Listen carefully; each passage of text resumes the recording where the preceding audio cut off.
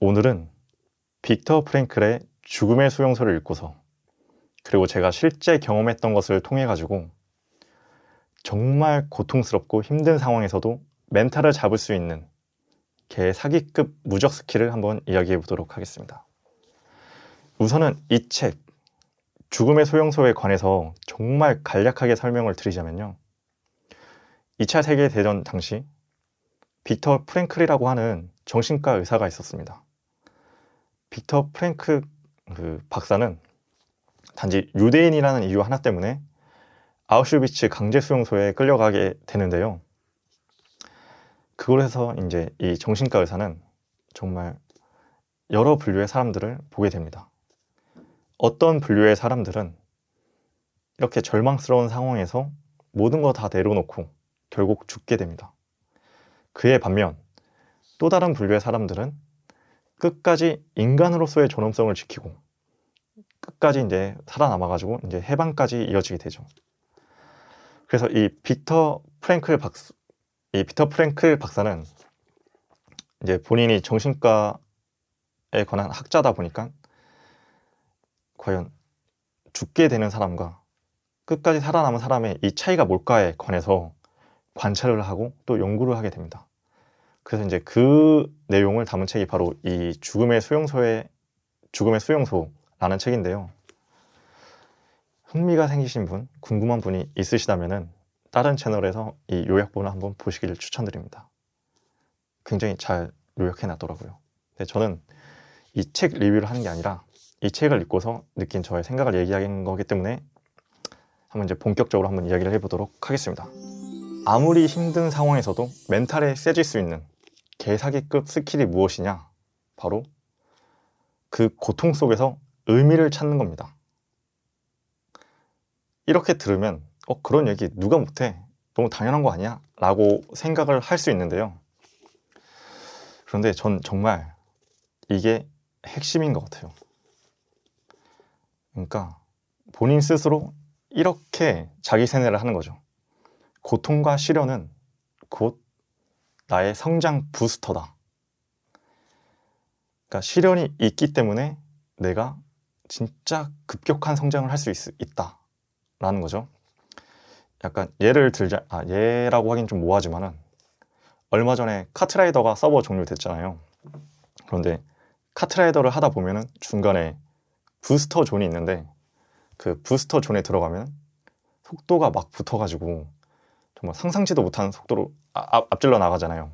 그러니까 그런 거와 비슷하게 고난과 시련은 곧 나에게 있어서는 카트라이더의 부스터 발판이다 라고 생각을 하는 거죠.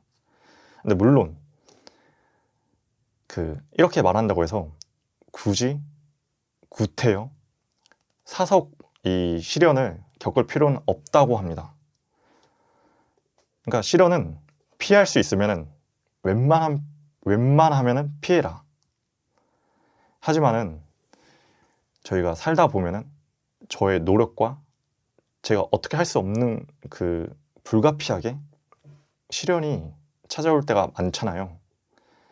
그러니까 그런 순간에는 이제 시련을 이제 정말 그 안에서 의미를 찾고 긍정적으로 받아들이라는 의미지, 일단 시련을 피할 수 있으면 가급적이면 피하는 게 좋다라는 걸 알려드리면서 더 구체적으로 이야기를 해보도록 하겠습니다. 우선은 한번 저의 실제 경험담을 이야기해 봐야 될 것 같은데요. 지금 제 나이가 이제 곧 있으면 30살인데 제 인생의 전환점이라고 할 수 있는 순간이 딱 27이었습니다.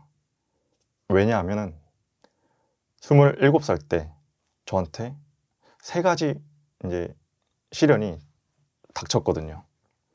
정말 제가 뭐 어떻게 할 수 없는, 그러니까 제가 뭐 행동을 해가지고 찾아온 것도 아니고 정말 어떻게 속수무책으로 당할 수밖에 없는 그런 시련이 연속으로 따다닥 왔는데,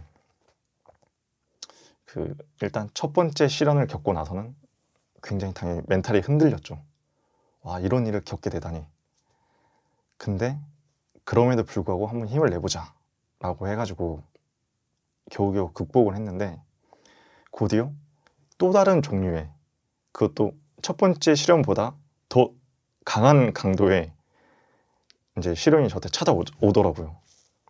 그래서 그때는 진짜 멘탈이 한 번 더 크게 깊고 어두운 이제 아래로 이제 뚝 떨어졌습니다. 막 왜냐면 삶에서 단 한 번도 겪어본 적 없는 일이었기 때문이었죠. 근데 또 그럼에도 불구하고 그래 뭐 기운 한번 내보자 라고 기운을 냈는데, 이게 진짜 운명의 장난인 것처럼 이제 크리티컬 세 번째 이제 불행이 다시 또 찾아오더라고요. 그때는 정말 모든 게 다 무서웠습니다. 왜냐하면은 그냥 이런 불행이 찾아오는 게 제가 억지로 기운을 냈기 때문에 찾아오는 게 아닐까라는 생각을 했기 때문인데요. 약간 그 신적인 존재가, 그러니까 저는 불행해야 될 운명인데 계속 어거지로 기운을 내니까 요놈 봐라 하면서 저한테 계속 그런 불행을 준 것처럼 느껴졌거든요. 그래서 정말 막 심하게 방황을 했었죠. 그러니까 사람들 만나는 것도 싫어졌고, 그리고 모든 게 다 하기 싫어졌고, 세상 모든 일이 다 무의미하게 느껴졌거든요. 그런데 그래도 감사하게도 제 주변에 이제 좋은 분들이 있었고, 그리고 그때부터 제가 책 읽는 습관이 생겨가지고 이제 이런저런 책들을 읽으면서 마지막으로 다시 극복을 하게 됐는데, 이제 그때 극복을 하고 나니까 이제는 제 인생이 완전 달라져 있는 거예요. 그 27살 전에 저란 사람은 진짜 뭘 해도 안 될 사람이었고, 가치관과 이런 라이프 스타일이 너무 쓰레기다 보니까, 그러니까 정말 별로인 사람이었어요. 근데 그런 진짜 강한 고통, 사면탈을 맞고 나서 지금 제 삶에 굉장히 만족을 하고 있거든요. 적어도 그냥 이런 생활을 하고 있는 제 자체가 그냥 좋아졌고, 전과 비교했을 때 굉장히 만족스러우니까. 그래서 지금은 그 27살 때 찾아왔던 그 세 가지 시련이 너무 고마워요. 만약에 시간을 되돌려가지고 그때 그 당시로 돌아간다 해도 저는 그때 그 당시로 돌아가고 저한테 그런 불행을 다시 겪지 않을래 라고 선택권이 주어진다면 저는 똑같이 겪겠다라고 얘기를 할 것 같아요. 왜냐하면 그때 그런 순간들이 있었기 때문에 지금의 제가 딱 되었고, 정말 확 변했고 말도 안 되는 성장을 했거든요. 물론 지금도 대단하다 이게 아니고 그 전에 제가 워낙이 별로인 사람이었기 때문인 거죠. 그래서 그때 이후로는 제 가치관이 진짜 많이 변했던 게, 어떤 고통이나 조금 불행한 일이 생겼을 때 마냥 슬프지는 않아요.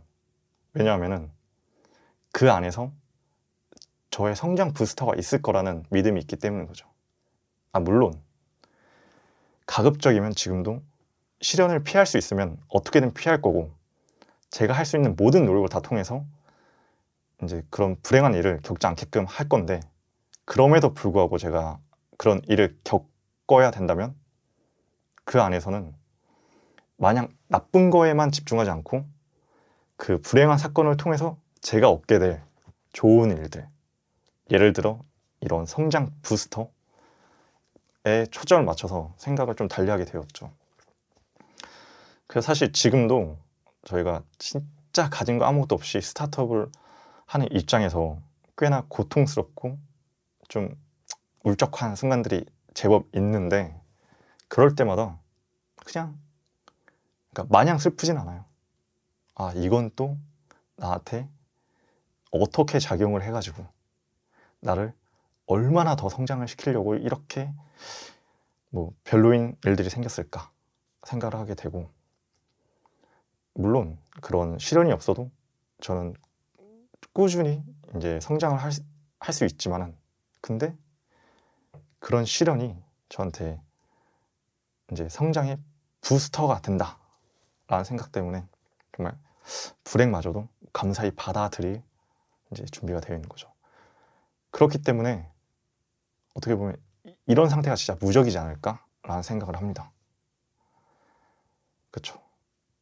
그러니까 제가 정말 세가지고 어떤 시련도 막아낼 수 있는 상태가 무적이 아니고 어떤 일이 닥쳐도 그냥 꺾이지 않는 마음이죠. 그렇죠. 그냥 이런 고통 오더라도 그거를 어떻게 진짜 좋은 비료로 사용할 수 있을까 생각하고 또 활용해가지고 부스터 가는 게 진짜 무적인 건데,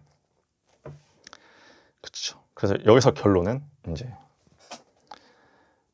어떤 순간에서도 의미를 찾는 거, 불행 속에서도 긍정적인 의미를 찾는 거, 이게 진짜 멘탈을 잡을 수 있는 엄청 강한 무적 스킬이라고 생각합니다. 그럼 오늘 말하기 연습은 여기까지 하겠습니다.